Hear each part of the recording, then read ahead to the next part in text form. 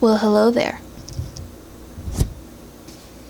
This is how I focus my camera when it's far away. I take my axe and use the point to press the button. Ingenuity at its finest. Greetings everyone, and yes, I am again doing another Dungeons and Dragons video. I can't help it. I love it.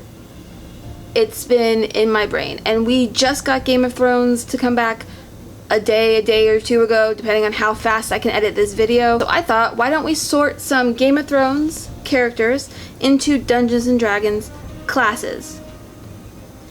And maybe a little bit of the background feats, because for being a fantasy series and having very much the stereotypical fantasy archetype kind of characters, you have to do some modifications to make these Game of Thrones characters really work. Let me start out by saying, no, there are going to be no spoilers for the current season of Game of Thrones anywhere in this video, but there may be some for the previous seasons, so if you haven't gotten any of the big spoilers for last season, season 6, out of the way, no spoilers for the current season that is now airing.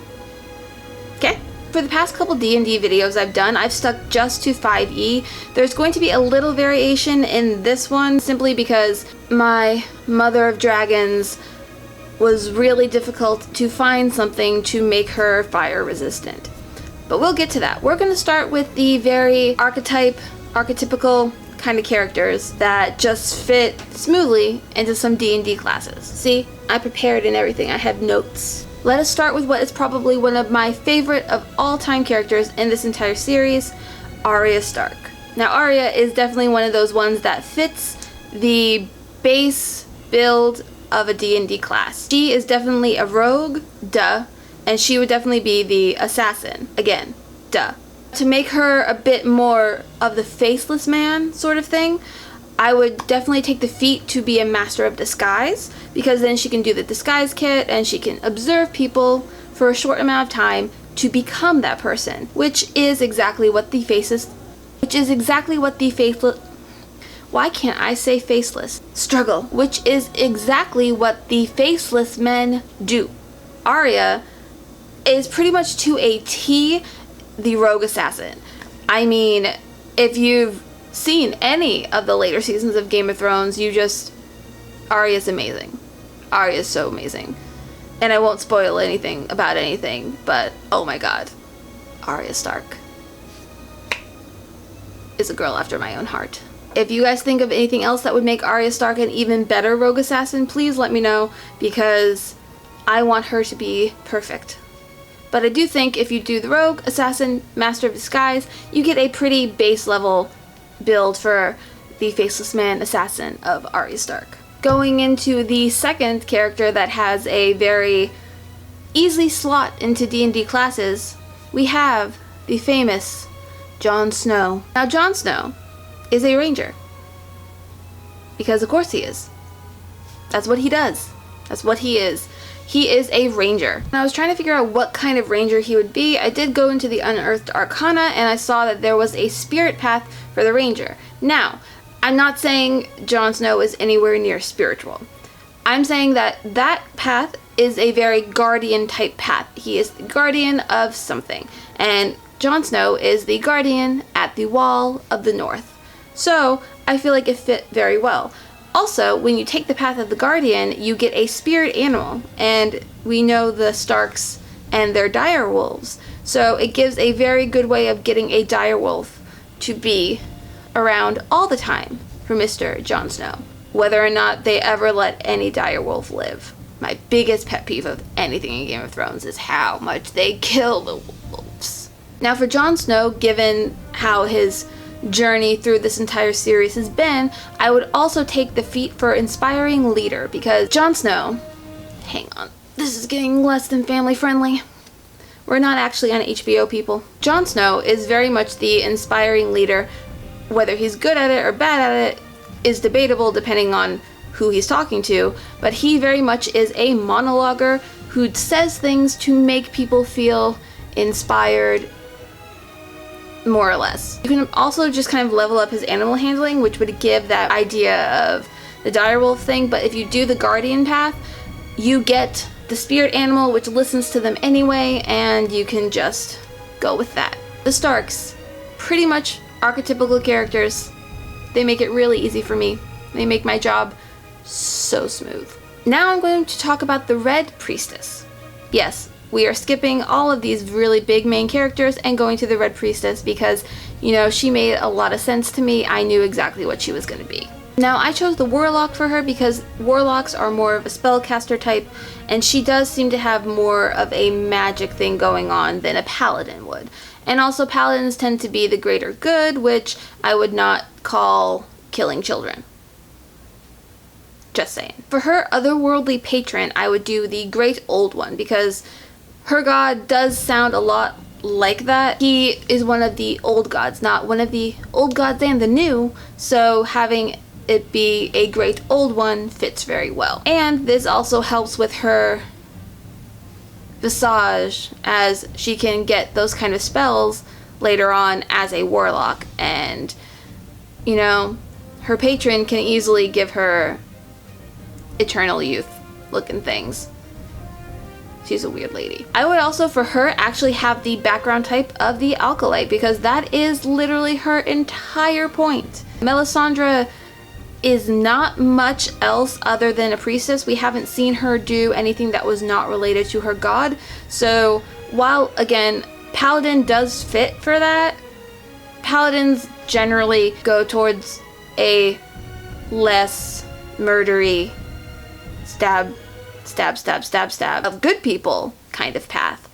So, Warlock. Plus, if you do the Great Old One, you get a lot of the more like mystic spells, so like Clairvoyance, Dominate Person, all the mind control-y kind of things, which, I mean, she tries to do it without the mind control powers some of the times, but we do know that she has that trickery in her, so it's definitely something that she would use should she be able. Just, I would probably build your own old-time god to better fit the god of the light. So there are plenty of chaotic good kind of patrons that you could choose anyway, but building your own will give you a bit more, you know, feeling of connection to the god that you make up, and you'll be able to build it to how you see it and feel that belief a bit more than if you just pick out of the list. While we're on the subject of just random characters that I wanted to tell you what they would be in D&D, we're going to talk about one of my least favorite characters of all time that I just had to share with you because I knew what he would be, and that is Monsieur Littlefinger. I hate him. I hate him so much. I think the only person I hated more in Game of Thrones than Peter Baelish was Joffrey. And I think everyone hated Joffrey more than anyone else they hate in Game of Thrones. Also, creepy as all get out. Stop skeeving on the baby faces. Stop skeeving on the baby faces. Peter Baelish is definitely a bard from the College of Whispers because Lord knows he is all about getting the information, giving people the information that he thinks they need to know, whether it's true or not, and just basically manipulating everybody, blackmailing everybody, tricking everybody, and just being a sneaky sneaker all the time to his own benefit. He is not the song and dance, jazz hands kind of bard. He is just a bard of word. If you think that Peter Baelish's biggest strength is not his ability to talk circles around people, then you have been watching an entirely different show than me, and I would like to know where you found that show because, dang, you were watching some kind of weird knockoff, and I think that you need to catch up on the actual show before you really finish this video.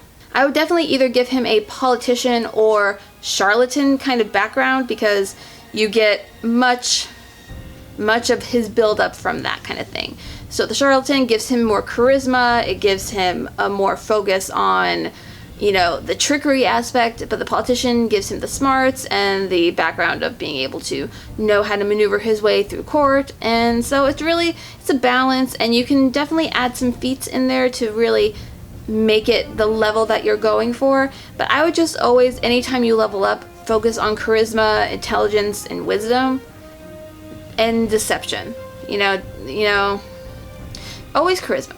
Okay, never mind. Always charisma is you want to be your highest thing for if you're playing a character like Littlefinger. But if you're playing a character like Littlefinger, you need to talk to your DM because he is definitely some kind of lawful neutral sort of thing, chaotic neutral. I hesitate to call him specifically evil because he's not necessarily working against things, he's just working for himself, which does tend to just be neutral. I have a lot to say about a guy that I don't like, don't I? That's not good. That says something about me psychologically. Anyway, now we're gonna get into the couple characters that I really had to kind of mix, match, rebuild, steal some stuff from a couple older editions, and just kind of say, play around with it because that's the only way you're gonna make it work. Of course, there is Daenerys Targaryen. Obviously, I love her.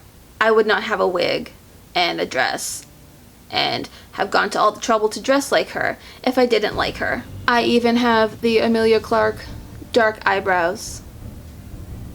I would have had them anyway, but you know, it makes it seem like I'm really committed to this outfit. Daenerys. Daenerys was a very, very, very difficult person to try to figure out. You have to be able to give her pretty much immunity to fire, and there's nothing really short of making her completely something way out there to give her that, or to rely on some kind of magic item, magic potion, some kind of armor to make her that. And that's not what Daenerys is, as we have seen before. It's the bare skin that's there for her, blood of the dragon. And again, you could make her a dragonborn, but then she's not gonna really be Daenerys. So what I did was I reached back a few generations of D&D to the half elemental races that happened in like 3.5, I do believe.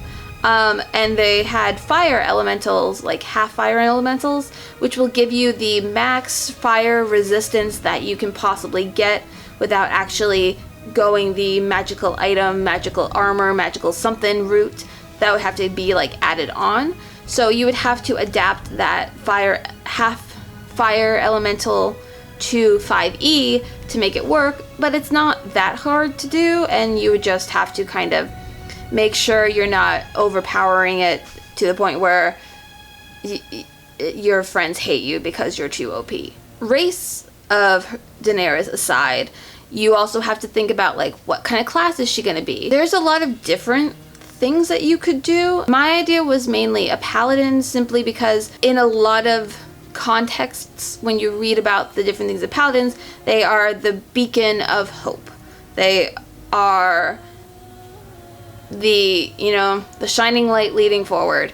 And I'm not just saying all these nice things because I play a paladin, I'm just saying it because that's literally how it's written in the handbook. I did, you know, think Claire, because you know she wants to help people, but she really is there to go to war and lead her people to war, which is very much like a very certain kind of paladin. And she would be a paladin who took an oath of vengeance, because as much as she wants to do good, she is on a quest of revenge, which is cool. Vengeance is trying to punish people who have done something really bad, like murder her entire family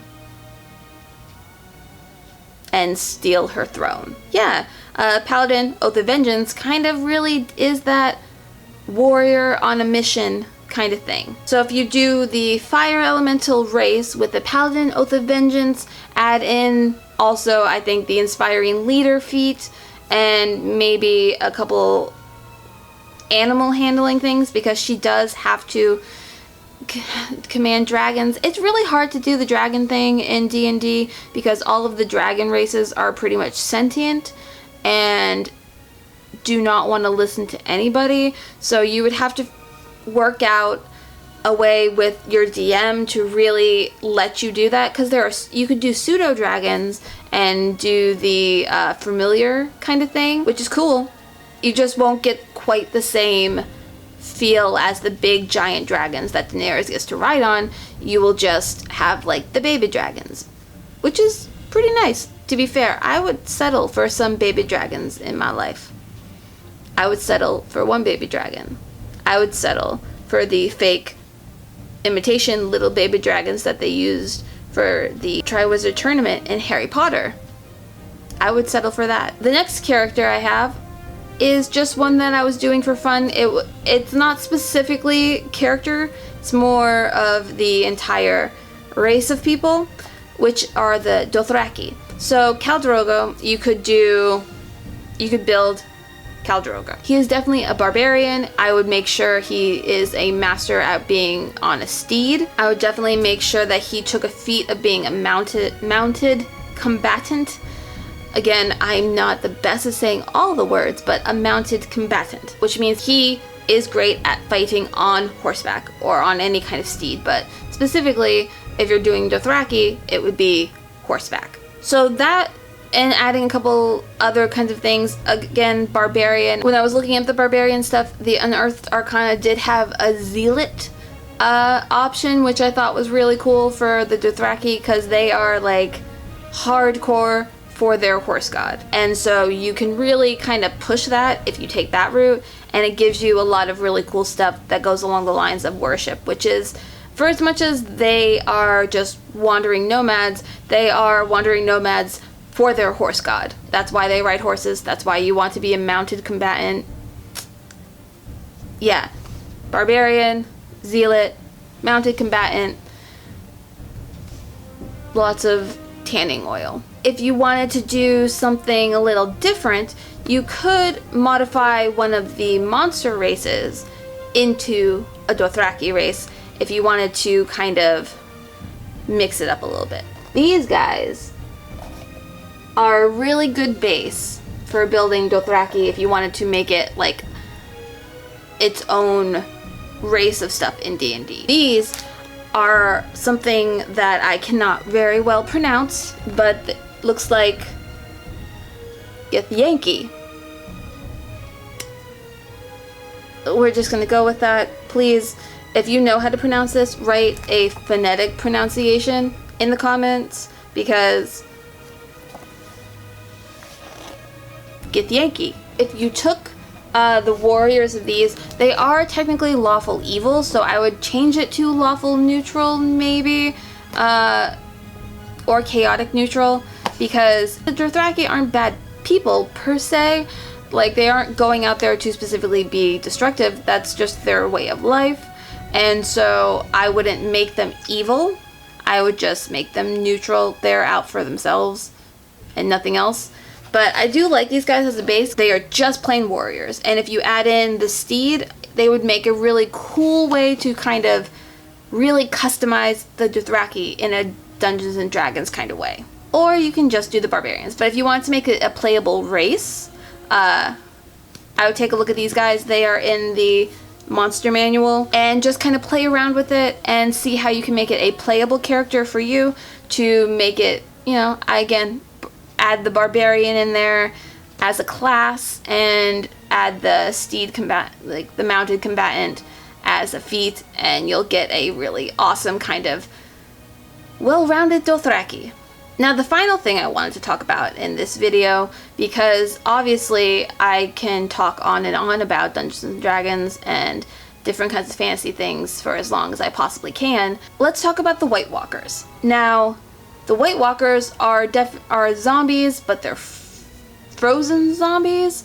So Dungeons and Dragons does have a lot of different zombies, so you can use that as a base, but if you mix in the Ganassi, the ice Ganassi, with a zombie, I think you get a really interesting kind of frost giant. You would just have to add in a contagion factor, because zombies in Dungeons and Dragons don't really do like the bite you, turn you into a zombie thing. They're just risen undead generally. If you mix it and do the thing of like, if you're killed by the White Walker, you then become a White Walker, it adds a cool kind of element of danger that exists in Game of Thrones. If you mix the Ice Ganassi, which has the definite look of it, with a zombie, and kind of merge it together into something that happens to you rather than just like specific race of people, I think you'll get a lot of fun. And if you're doing the Night King, I would definitely add in elements of a lich, because he's definitely the commanding of the dead kind of person, and it would, you know, up that danger a little bit to deal with the lich. Yeah, I am suggesting you homebrew some of these things and tweak them to how it works best for you in your game, but I hope this is a good kind of base idea to help you move forward. Let me know, have you ever tried to build Game of Thrones characters in Dungeons & Dragons? Have you ever played a Game of Thrones themed Dungeons & Dragons game? Does that exist as an actual thing? Like, is that a book you can buy? I don't know. I did not actually look that up before I decided to make this video. Thank you all for watching. I hope that you enjoyed this video. If you would like to see me do other Dungeons & Dragons types videos, whether it's part 2 of any of the ones I've done already, or you know another series that you're like, Amy, I want to play this as a Dungeons & Dragons character. Can you tell me a way to start out doing that? Leave it in the comments below. Let me know. I will look it up for you so you don't have to. I will leave you links to where to find me at other places, and I will see you next time. Bye! You ready for this?